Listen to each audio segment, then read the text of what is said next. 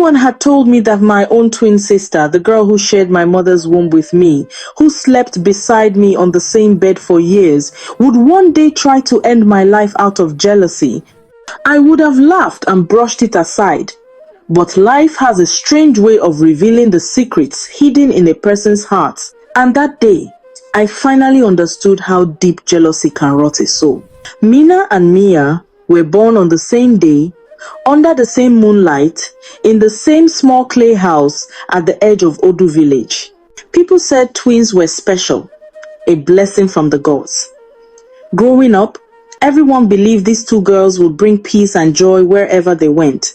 But as they grew older, it became clear that the spirits had given them two different hearts. Mina was the gentle one, soft-spoken, respectful, always with a calm smile resting on her lips.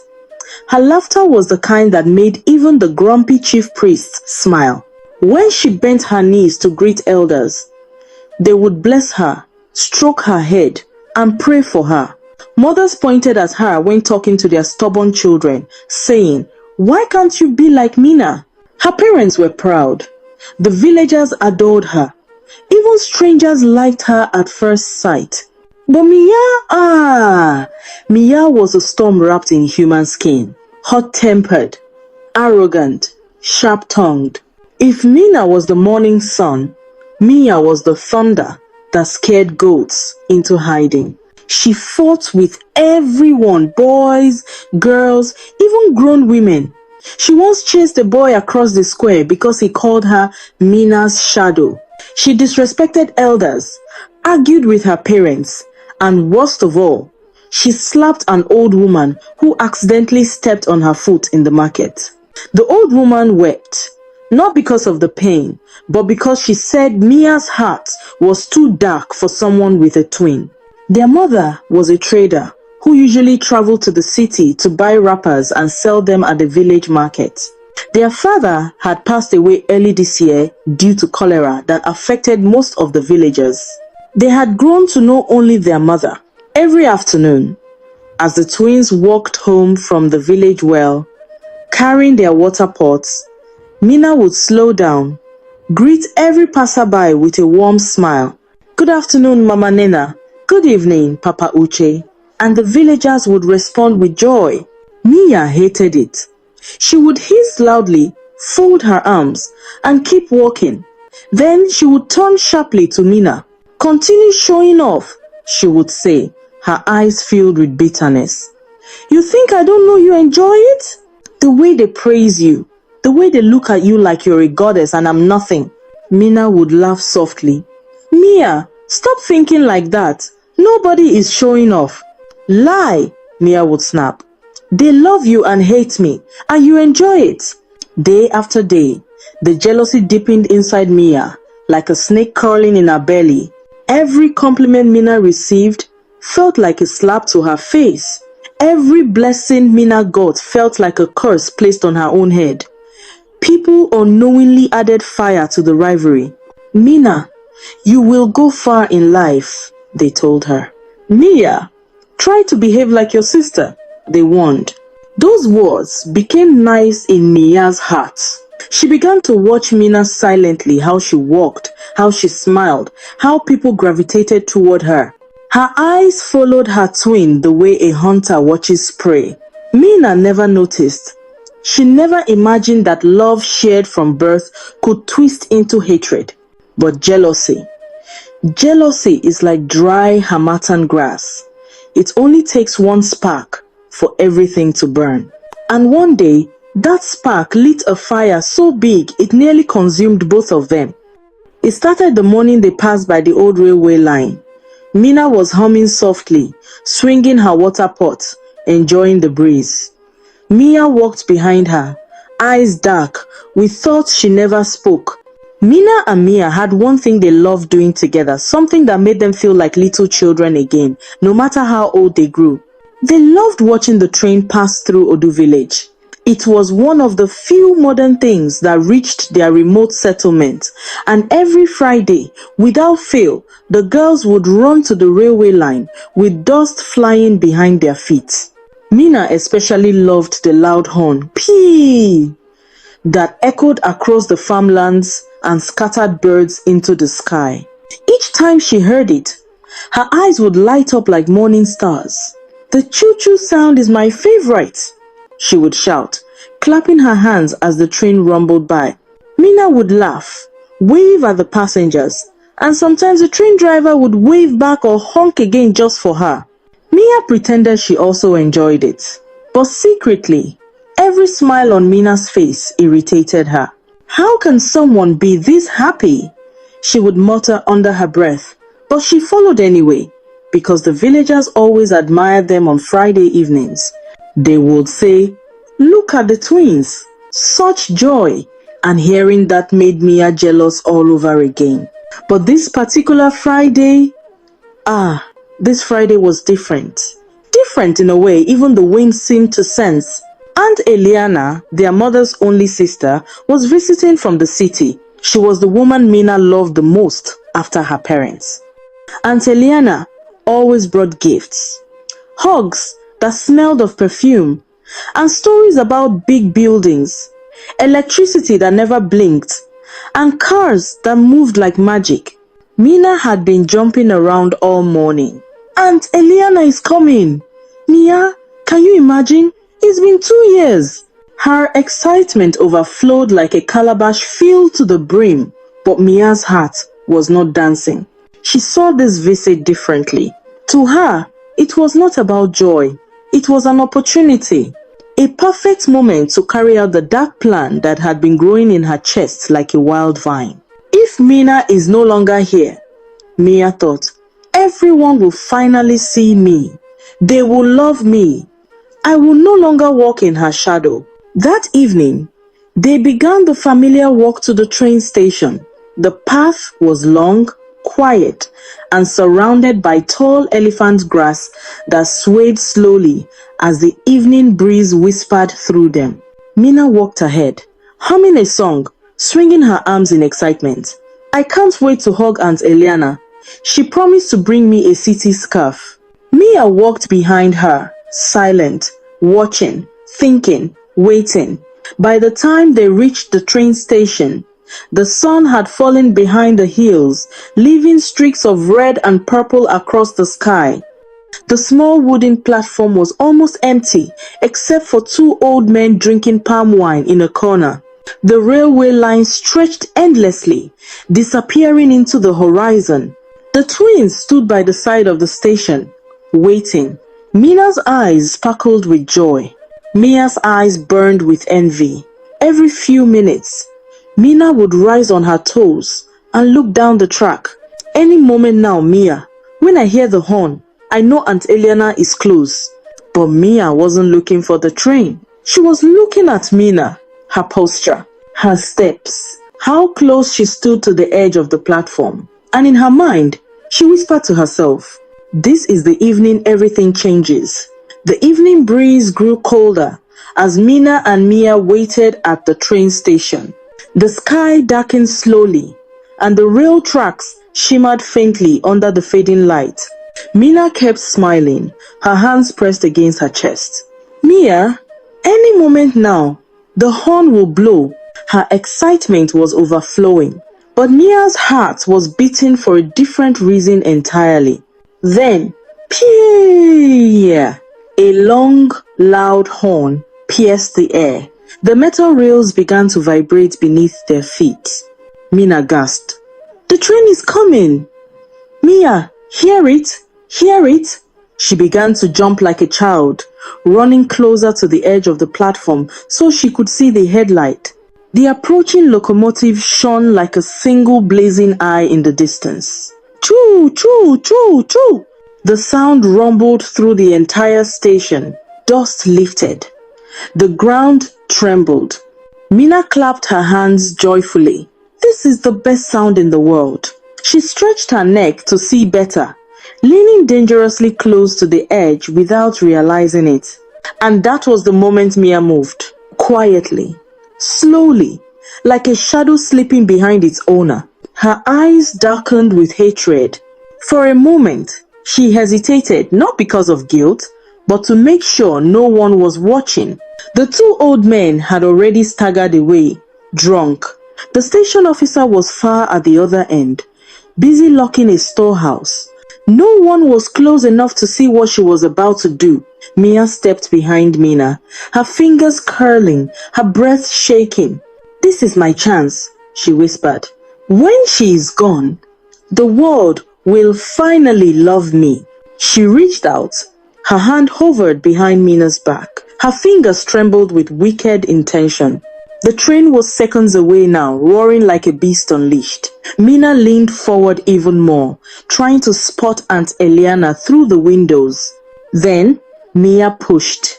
But the universe has its own eyes, its own timing. At that exact moment, someone shouted behind them, "Miya, what are you doing?" The voice sliced through the air. Sharp, female, familiar. Miya froze. Mina turned sharply, confused. The train thundered past them with a deafening roar.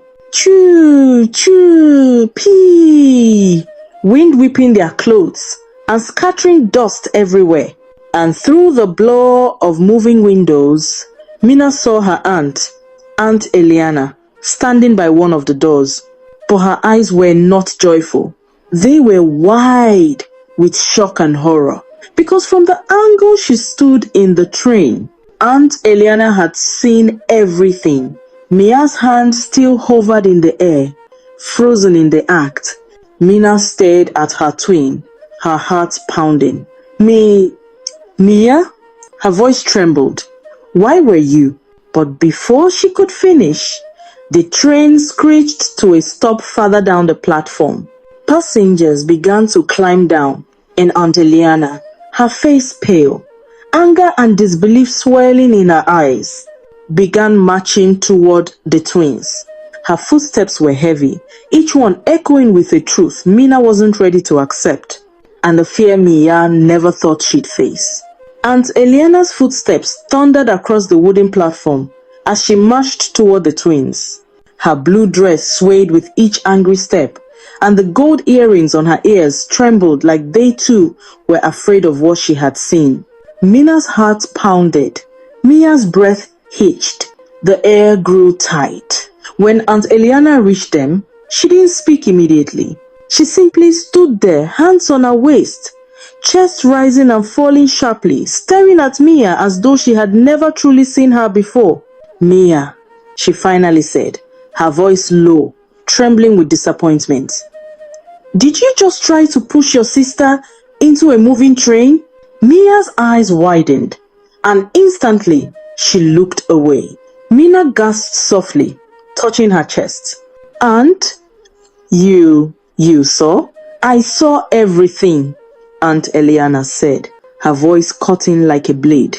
Miya quickly shook her head, stepping back. No, Aunt Elleana, it's not what you think. I was only trying to hold her. The train was coming fast. I didn't want her to fall." Aunt Elleana's eyes narrowed. "Miya, you forget I raised you both when your mother traveled to the city years ago.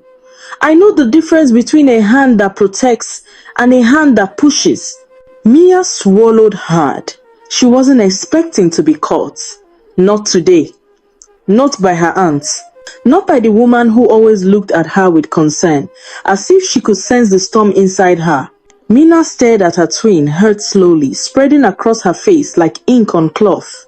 "Miya," she whispered, voice trembling. "Why would you even—" "Shut up!" Miya snapped, tears burning her eyes. "Everyone always believes you. Every single time. I can't even breathe without you shining brighter." "Miya," Aunt Elleana backed. "Mind your tongue." But Miya had already broken. Her emotions burst like a long-held dam. "You all think she's perfect. You think she's an angel." Miya cried, pointing at Mina with shaking hands. "Nobody ever sees me. Nobody cares if I live or die. But when Mina speaks, everybody listens. Mina, Mina, Mina." Mina's lips parted in disbelief. "Miya, is this truly how you feel?" Miya turned away from them, sobbing but refusing to let it show fully. Aunt Elleana shook her head slowly. This jealousy would destroy you, child. What you tried to do this evening, it is not anger, it is evil.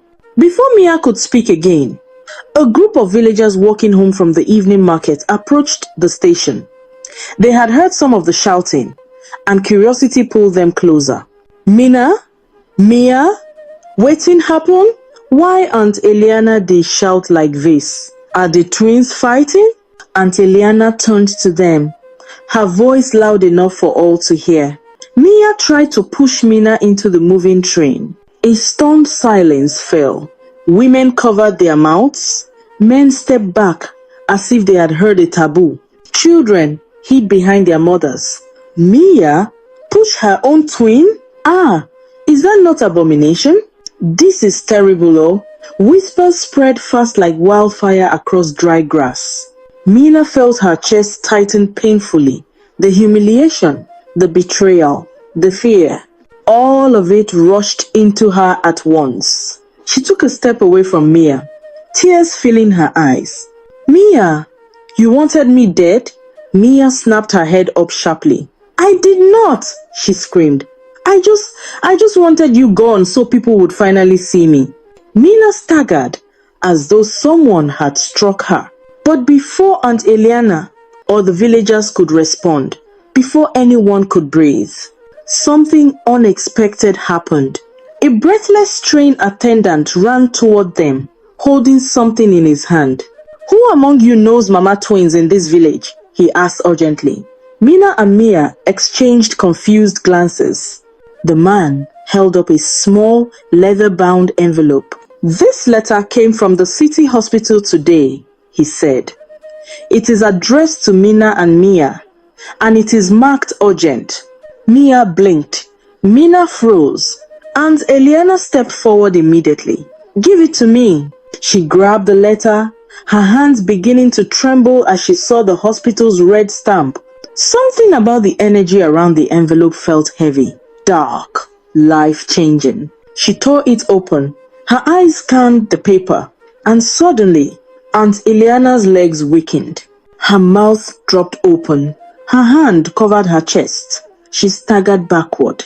Auntie, Mina cried. What is it? What's inside? Aunt Elleana's voice cracked, shaking, broken, terrified, as she whispered, It's about your mother. Both Mina and Miya stepped closer, their hearts pounding as one. What happened to Mama? Mina trembled. Aunt Elleana slowly lifted her eyes filled with pain neither twin had seen before. Your mother didn't travel to the city for trade. Her breath hitched. She was taken to the hospital. The twins froze. That is the reason I am here to stay with you girls till she returns. And then, with a voice that seemed to collapse under the weight of the truth, Aunt Elleana whispered the twist that would change their lives forever. Your mother is fighting for her life, and she asked to see only one of you. A day, she looked directly at Miya. Aunt Elleana's words hung heavily in the air. Your mother, she asked to see only one of you. She turned slowly toward Miya. And it is not you. Mia's knees buckled. Her mouth hung open, but no sound came out. Her heart twisted painfully, not from jealousy this time, but from fear. Real fear, the kind that makes the soul shake. Mama doesn't want to see me, she whispered, voice cracking like broken pottery. Aunt Elleana closed her eyes, breathing through sadness. She said she wants to see Mina. Mina's lips trembled. Why? Why would Mama say that? What's happening to her? But Aunt Elleana didn't answer.